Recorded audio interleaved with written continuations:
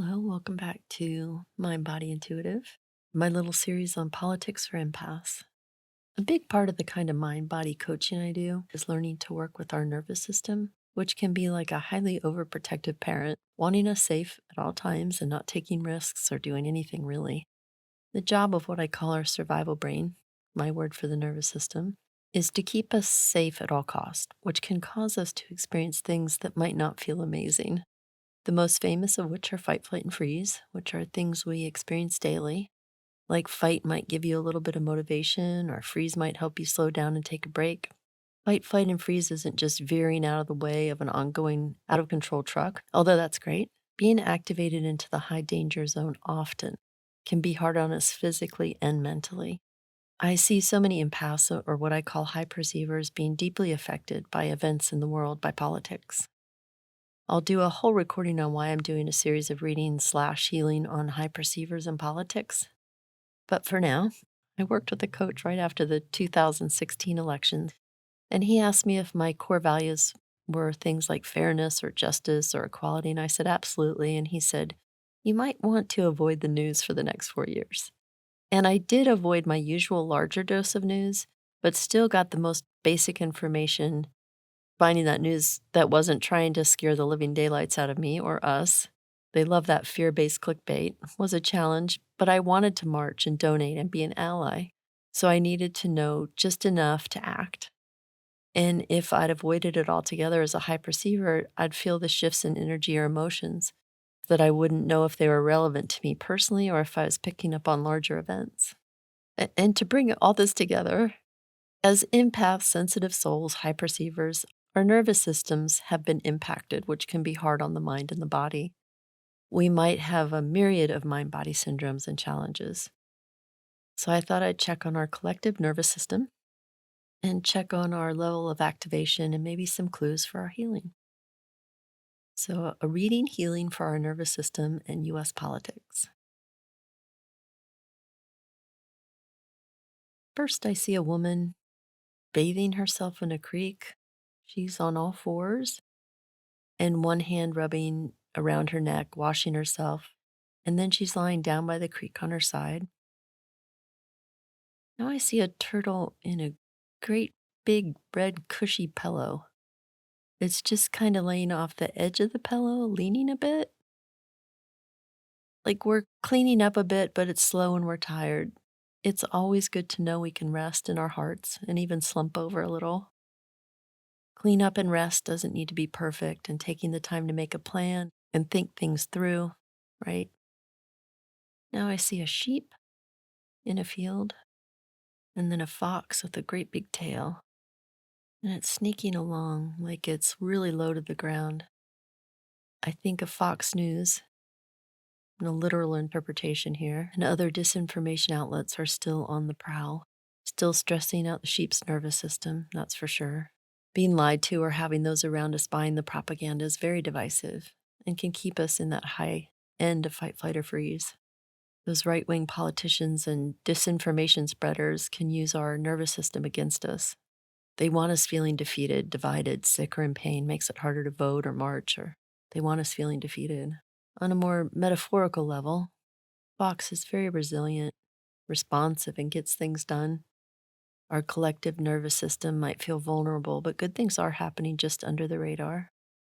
Now I see a lion, I think a gorilla. Oh, and that's definitely a giraffe. And the giraffe has a bullhorn. I'm seeing a woman dressed in old pioneer clothes, really hard scrabble, life looking clothes. And then she becomes or turns into a kind of modern woman with a bullhorn. Now I'm seeing ceremonial dancing. So maybe women with a bullhorn, but with a bit of wisdom behind the words now, bringing our history, our collective history. Women in this case with the strong matriarchal images, learning from history and speaking up, speaking out, speaking loud. Now a fish, now a boat. It's a very, very big fish, and it's coming up to the person in the boat. Oh, a wishing fish.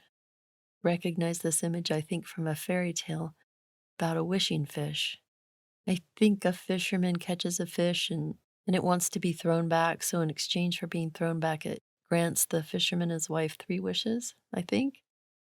So a wish, make a wish. Yeah. So to me, this means don't forget to claim yourself, your vision for your life, and your vision for our collective future. When we're activated in that fight, flight, or freeze a lot, we're in survival mode.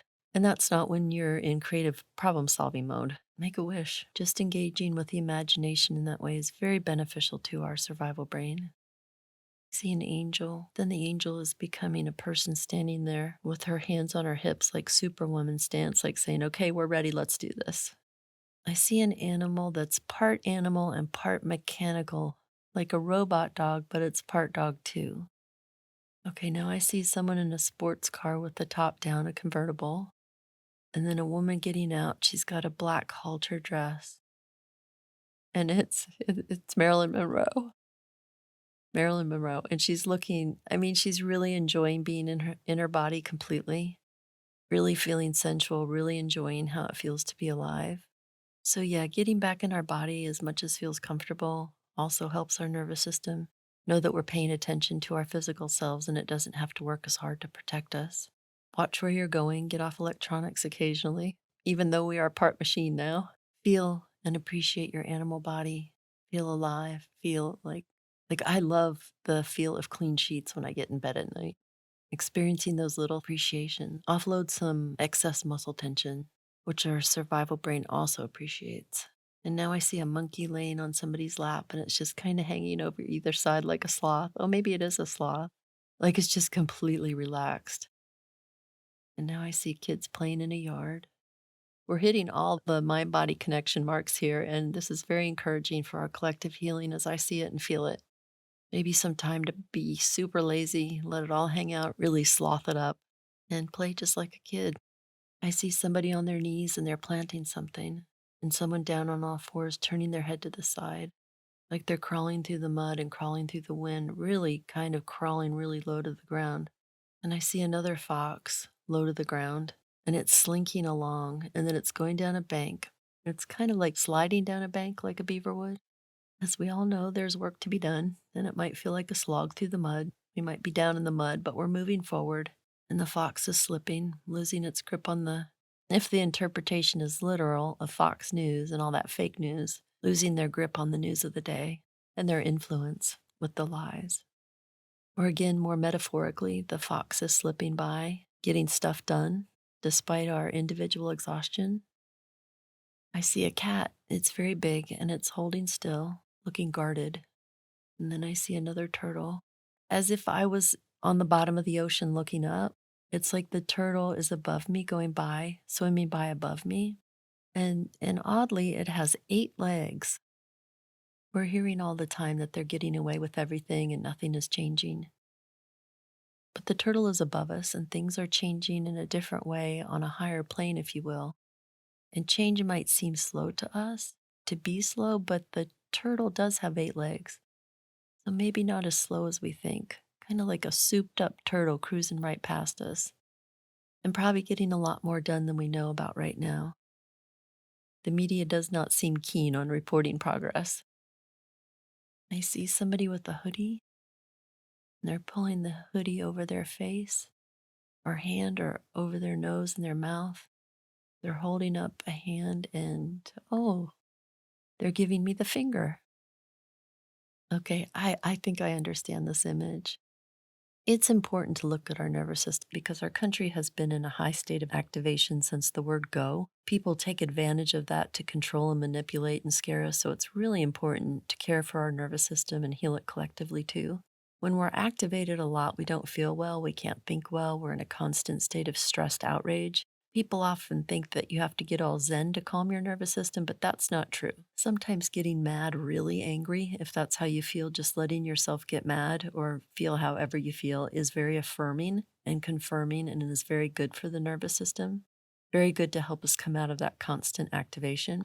Acknowledging what we feel is very good for our survival brain. Feelings come and go, and it's so important to acknowledge that we'd like to give someone the finger sometime. Feel your emotions, all of them. Don't judge yourself for what you feel. Feel it, and it will step back from center stage, so to speak, and be available for protective duty whenever you need that help. The nervous system is like a lie detector, and when we deny emotions or when we judge them as wrong, The nervous system thinks that we're not paying attention. So, paying attention and acknowledging how we feel, so helpful. Okay, now I see red. I see an opening in a river, a very craggy canyon, a red canyon wall. Now I see a very craggy old character, like a dinosaur maybe. It's opening its mouth, got big teeth, but they're not very sharp. And something is coming in its mouth like water, like a blast of water. Now it's kind of turning into I'm seeing an old man, a very old man. He just said, I can't change. Let's see what happens if I say, yes, you can. He's now transforming into a cat like a young lion cub, just lying down on its stomach and looking around. My take here is if you have a family member who's been brainwashed by right wing media, you might think that they can never change. And I think these images might be addressing that. There's so much healing available to our nervous system. Our entire mind body system is very flexible and adaptable. We can be brainwashed and we can recover our faculties. This is why I call the nervous system the survival brain because it kind of has a mind of its own. But just like we change our minds all the time, our survival brain is also changeable. Nothing is set in stone. No matter how stuck we feel, our complex system is always learning and adapting and processing new information like a wild lion kitten. And lions can highlight the rise of feminine power, so part of us is growing and coming into its own and gaining influence over old dinosaurs. Looks like that's it for today. So, yeah, we're cleansing our weary selves, resting like a sloth. We see the disinformation have picked up a bullhorn. We're getting clear on what we wish for. We've got some determination. A message also to take a break from electronics. Marilyn Monroe stopped by with a reminder to appreciate feeling alive in our bodies, feeling sensual and more rest, being in our bodies. And we're really tired. There's more work ahead, but we have a turtle with 8 legs that's kind of outpacing us. Feeling whatever you feel, rage or fear, is so good for the nervous system. We can acknowledge how we feel to ourselves. This doesn't need to be in front of anyone else. It's really the acknowledgement of our emotions that bring our next step into clearer focus. If we act when we're in the red hot minute of fear or rage, we'll miss the message of the emotion entirely and lots of rising power. Okay, thanks for listening. I hope this calmed your nervous system a little. I found it encouraging, but I'm a sappy geek when it comes to the nervous system.